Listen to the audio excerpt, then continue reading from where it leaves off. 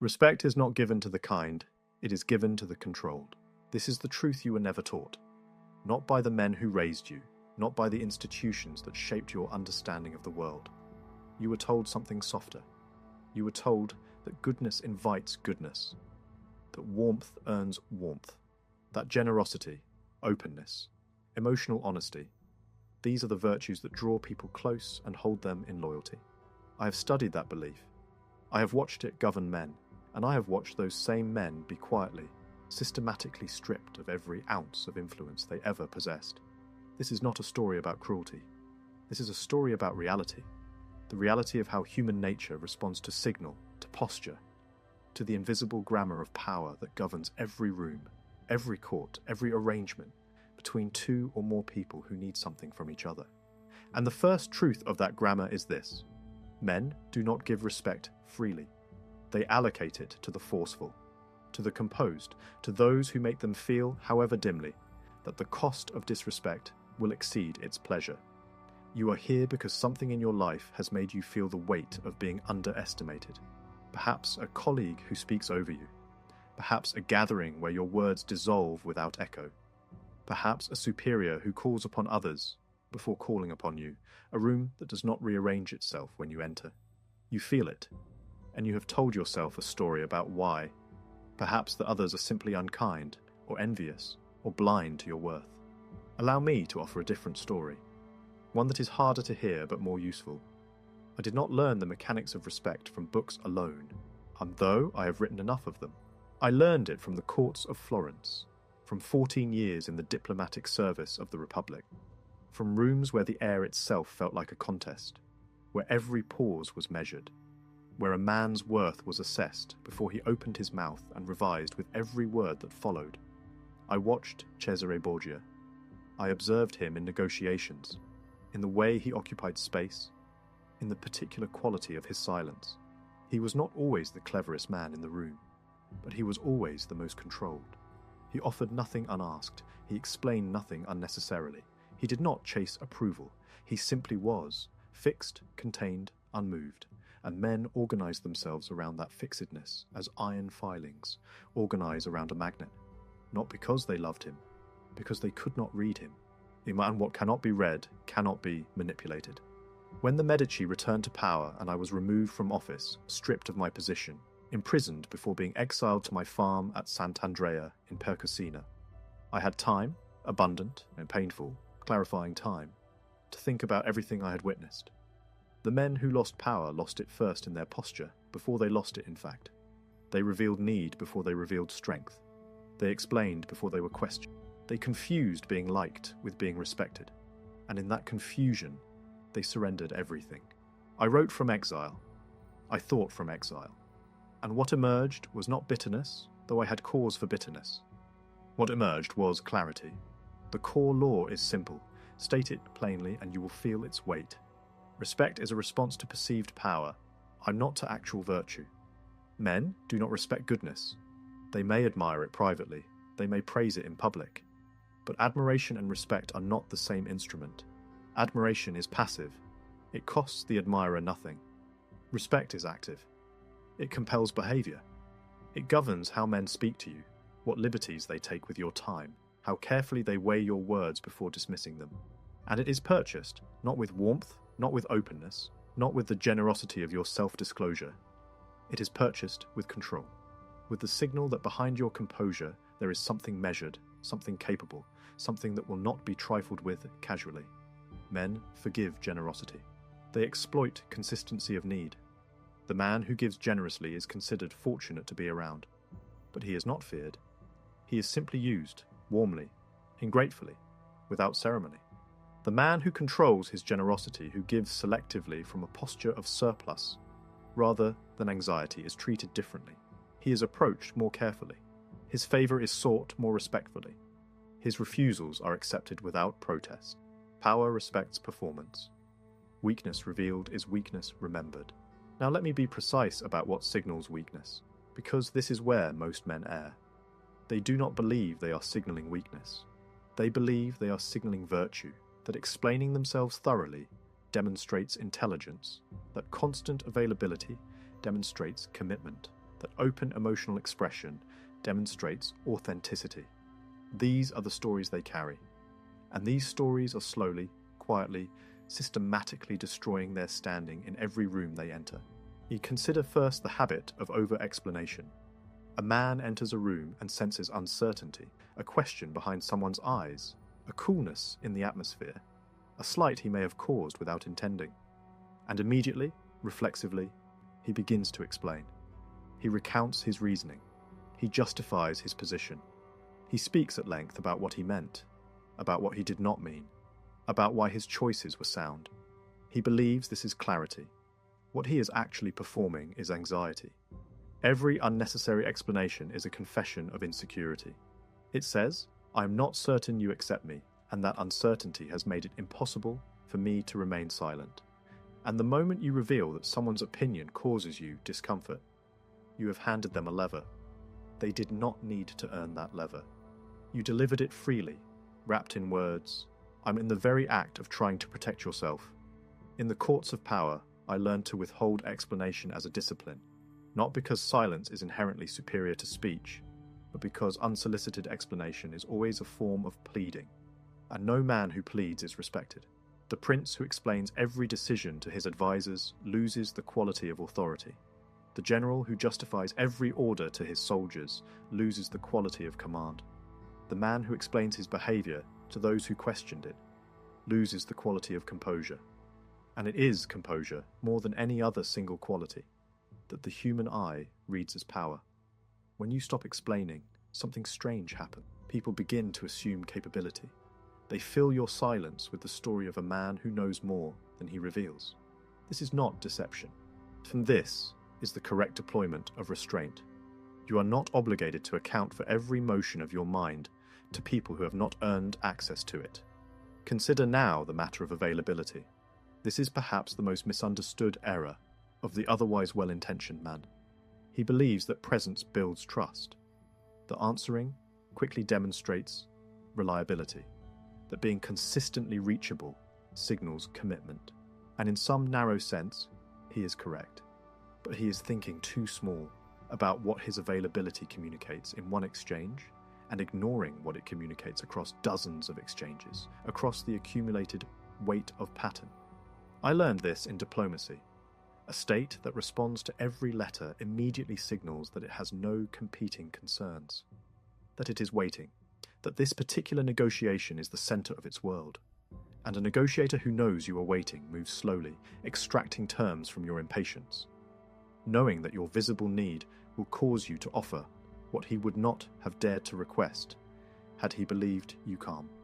The same principle governs every human arrangement. The man who answers every message at the moment it arrives signals that his time is unoccupied. This may feel like loyalty. It is experienced as availability, and what is always available becomes, by the mathematics of perception, common. What is common is not valued. What is not valued is not respected. Men do not respect what costs them nothing to access. They respect what they must earn the right to approach. The prince who held open court every hour. He who made himself endlessly accessible.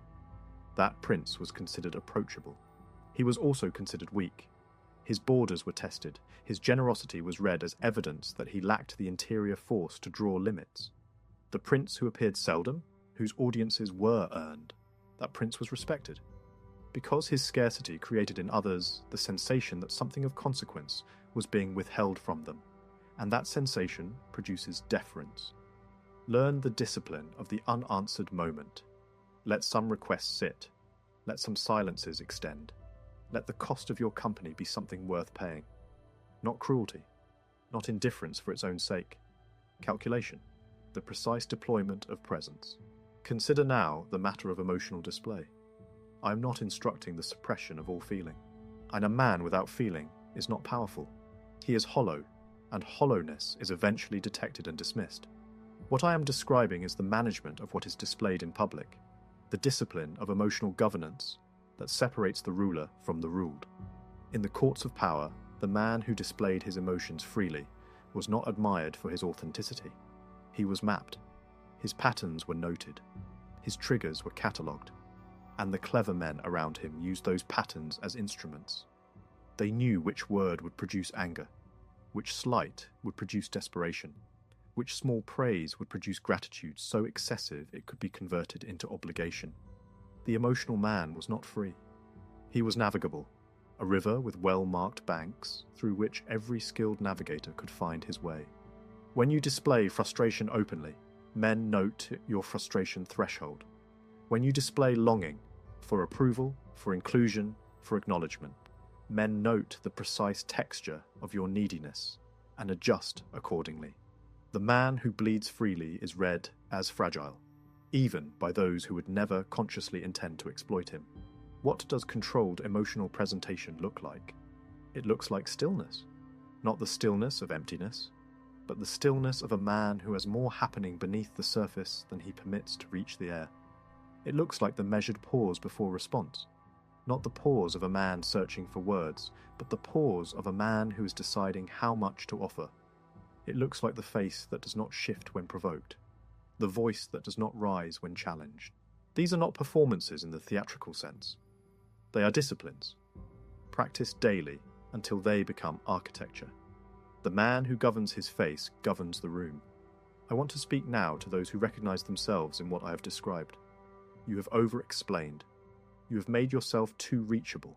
You have allowed your internal states to decorate your face, and the result has been a slow erosion of standing, not a dramatic collapse, but a gradual adjustment in how people approach you, what they expect from you, what latitude they take in your presence.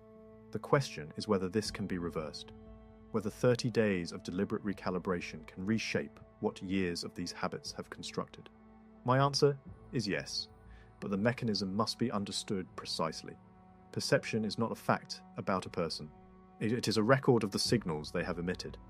And records can be revised, slowly, because human beings prefer to confirm what they already believe rather than revise it. But they are revised nonetheless when the signal changes consistently enough, over a long enough period, to make the old record untenable. The revision does not require announcement. You do not inform people that you are changing. Announcement is explanation. Explanation signals anxiety. Simply change. Begin emitting different signals. Do it quietly, as if it were simply who you have always been. In the first days, the silence where explanation once poured will feel dangerous. Tolerate that feeling. It is the withdrawal of a habit, not the evidence of harm. Our people will fill the silence. And the assumptions of a man who says nothing are almost always more favourable than the declarations of a man who says too much. In the first days, the restraint of availability will feel like neglect. You will wonder if people feel dismissed. They do not. They feel the faint, unconscious elevation of their assessment of your worth. A message unreturned for 3 hours carries different weight than a message returned in 3 minutes. One communicates that your attention was diverted by something of consequence. The other communicates that you had nothing more pressing, that this was the centre. Be the man with competing centres, even if you must construct them. In the first week, govern one behaviour daily. Say less in every conversation than you intended. Let every statement terminate before it becomes comfortable. Let them stand, sharp and brief, and allow the other person to fill the remaining space. The one who speaks least in a tense exchange almost always holds more of its power. Do not justify any decision unless directly and formally asked. If you decline something, do not enumerate the reasons. The reason is that you chose otherwise. That is sufficient. Men who require elaborate justifications have been trained to expect them. They were trained by you. Untrain them through the repetition of restraint. When something provokes you, and it will, take no action in the moment. Let the temperature drop. Then respond from cold deliberateness. What people fear is not anger. They have seen anger. They know it passes. What people fear is measured consequence, the response of a man who did not react but decided. That distinction is everything. Reduce the frequency of your appearances in places where your presence has become assumed. When presence is assumed, it is not valued. When it is occasionally absent, it is noticed. When it returns, it carries weight it would never have carried had it never left. When you enter a room, do not speak first. Let silence be your opening gesture. Let the room arrive at you. 30 days of these disciplines will not transform you into someone unrecognizable. but they will shift something essential. The people around you will begin to read you differently, in the accumulated weight of their responses, their choices about what to demand of you and what to request. In the unconscious recalibration of your standing will begin. And once it begins, it compounds. Because respect invites respect. Now I want to describe the error that runs beneath all the others, the root from which over-explanation, over-availability, and excessive emotional display all spring. They are not separate problems. They are symptoms of one. You have confused the desire to be understood with the need to be approved. In my years of diplomatic service, I observed this confusion destroy men of genuine quality. They had built their internal architecture around a premise that was politically fatal, that if others understood them fully, those others would respond with fairness. That transparency was a path to equitable treatment. This is one of the most expensive misunderstandings available to a human being. Men do not judge completely. They judge partially, quickly, from the earliest available signal, and then spend the remainder of their attention confirming that judgment. The first impression is the framework within which all subsequent information is processed. Information that confirms it is accepted naturally. Information that challenges it is treated with suspicion. The man who first signals strength and self-containment will have all subsequent evidence evaluated through that frame. He may make errors, but the errors are read as departures from a baseline of competence, not as confirmations of incompetence. The man who first signals need and anxiety will have all subsequent evidence processed through that frame. He may demonstrate genuine capability, but his formidability is read as an exception, an accidental outlier, rather than as the true measure of the man. The frame precedes the evidence. You are not judged by accumulation. You are judged by signal. Change the signal. The judgment will follow. There is a particular cruelty in how respect operates when it is absent, because its absence is not neutral, it is generative. The man who is not respected does not merely receive less deference, he receives active testing. Human beings, encountering a figure who does not project consequence, will probe for the edges of what is permitted, not from malice, from instinct. The boundaries of a forceful man are visible, like the walls of a fortified city. Everyone can see where the territory ends. The boundaries of a man who has not projected force are invisible, and invisible boundaries invite exploration. Each small liberty taken by another person, and not met with consequence, teaches that person something. It teaches that this particular territory has no walls. And once that lesson is absorbed, the next liberty taken will be slightly larger. What began as a casual interruption becomes a pattern of routine dismissal. What began as a small assumption of your compliance becomes a standing expectation of it. This is not the result of deliberate cruelty. It is the result of signal and the response signal produces. You train the room slowly and without intention. You can retrain it deliberately and with patience. Let me speak plainly about something that goes unacknowledged in most discussions of this kind. The man who is not respected is often the man who cares too visibly about being liked. Not respected, liked. These are different currencies. The desire to be liked causes a man to soften his positions when he senses disagreement, to agree more than his honest mind agrees, to take up less space than he actually occupies. None of this produces genuine regard. What it produces is comfortable condescension, the certainty that you can be managed without difficulty, that your compliance is reliable. They may smile at you. They may speak of you with something resembling affection, but they will not defer to you. They will not worry about your response, because you have taught them that their approval is more important to you than your own judgment. And no one respects a man who values their opinion above his own. So the deepest respect, the durable kind that governs behavior and survives the test of distance, is given to the man who appears not to need it, who moves through rooms as if the question of whether he is liked has never particularly concerned him, who expresses his positions without softening them, who occupies his space without apology. That man is not always liked, but he is almost always respected, and in the courts of consequence, respect is the only currency that purchases anything of value. I have watched men attempt to command respect through force of assertion. They announce their qualities, they reference their accomplishments, and this always fails. Not because the qualities are absent, Sometimes they are genuinely present, but because the announcement of worth is itself a signal of insecurity. The man who truly possesses what he claims does not need to name it. It is visible. It precedes him into the room. Respect is not commanded by declaration.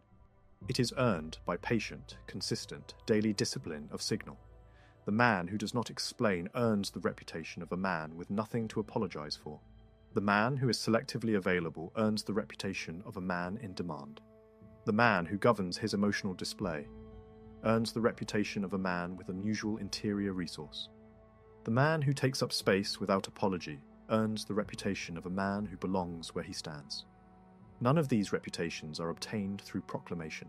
All of them are obtained through pattern.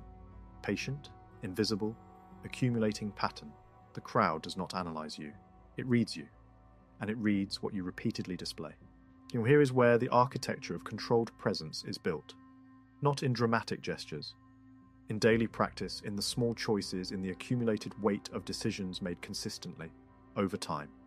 The man of controlled presence knows what he will and will not discuss. He has drawn these lines deliberately, not from shame, but from the understanding that mystery is power, that what is unknown cannot be weaponized, that the man who reveals everything has given others everything they need to calculate him and nothing left to fear. He knows how he occupies physical space. He has noticed that the body speaks before the mouth does, and he has governed the body accordingly. His posture does not contract in the presence of higher status individuals. His voice does not rise when challenged. His gaze does not flee when held. And these are not vanities. They are the physical vocabulary of power, and like all vocabularies, they are learnable. He has built habits of response delay. He does not answer immediately in moments of provocation. He pauses, not from uncertainty, but from practice. The pause is a statement. I am not governed by the urgency of your provocation. My timeline is my own. In a world where the instant response has become the standard, the deliberate pause carries disproportionate weight. It reads as control, and control reads as power. He delivers his presence in portions. He does not exhaust himself in every exchange. He reserves, and this reservation, this quality of a man who has held something back, is itself a form of power. A man who has given everything is a man with nothing remaining to fear. And a man who is given partially still holds consequence in reserve. Seen, judged, remembered. You are always being seen, you are always being judged, and you will always be remembered, not as you wish to be seen, but as you consistently appeared. Govern the appearance. The memory will follow. There is one final thought before this account closes. It concerns the relationship between respect and self-respect, which is not a soft or sentimental topic, but a deeply political one. In the courts I observed, the men who were least respected were almost always the men who most visibly doubted their own standing. A man who does not respect himself cannot compel the respect of others, regardless of his strategic sophistication. The techniques I have described, the management of explanation, availability, on emotional display, these are tools, and tools require a foundation. That foundation is the genuine, private conviction that your judgment is worth trusting, that your time is worth something, that your presence in a room is a fact of consequence.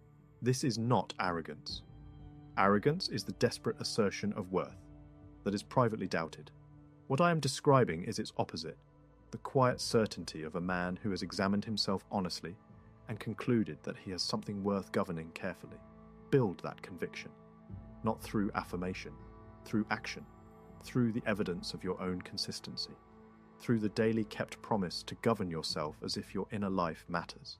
Your record is being formed right now, in every room you enter, in every moment you choose whether to speak or hold, to fill the silence or allow it to exist. Most men compose their record carelessly. They have no idea that every excessive explanation, every instant response, every visible hunger for approval is a sentence being added to it. A sentence that says, this is a man who can be moved. Approach him accordingly. Stop composing that sentence. Begin composing its opposite, not through announcement, through pattern, through the 30 days described here and the 30 after those until the record is revised. Until the rooms you enter begin, slowly and without ceremony, to reorganize themselves around your presence rather than your need. You will know when it has happened, not because anyone will tell you, because the room will have learned to wait. Respect begins when you stop asking for it. Remember that. It will outlast everything else in this account.